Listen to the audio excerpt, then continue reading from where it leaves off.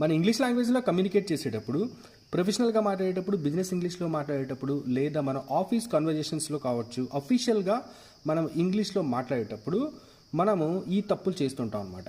ఎస్పెషల్గా business are professional ఇంగ్లీష్లో I can able to do it అని చెప్పి అంటుంటాం. I could able to do it అంటాం. అంటే మనకు తెలుసో తెలియకో ఈ యూసేజ్ని మనం చిన్నప్పటి నుంచి మనం ఉపయోగించడం వల్ల వీటిని ఉపయోగిస్తాం. ఈ రెండు యూసేజ్లు కూడా తప్పండి. అంటే I can able to do it అంటే నేను ప్రస్తుతం చేయగలను అని చెప్పడానికి ఉపయోగిస్తారనమాట. ఇక్కడ చూడండి, కెన్, ఏబుల్ రెండు కూడా ఒకే సెంటెన్స్లో రావు. ఈ I can able to do it బదులుగా మీరు ఐ కెన్ డూ ఇట్ అని ఉపయోగించవచ్చు, లేదంటే I am able to do it అని ఉపయోగించనమాట. మళ్ళీ చెప్తున్నాను, I can able to do ఇట్కి బదులుగా ఐ కెన్ డూ ఇట్ లేదా I am able to do it అని చెప్పవచ్చు. ఐ కెన్ డూ ఇట్ అంటే నేను చేయగలను, I am able to do it అంటే నేను చేయగలిగే స్థితిలో ఉన్నాను అన్న మీనింగ్ అనేది వస్తుందన్నమాట. Next one, I could able to do it, గతంలో నేను చేయగలిగాను అన్న మీనింగ్తో మనం ఎలా చెప్పాలంటే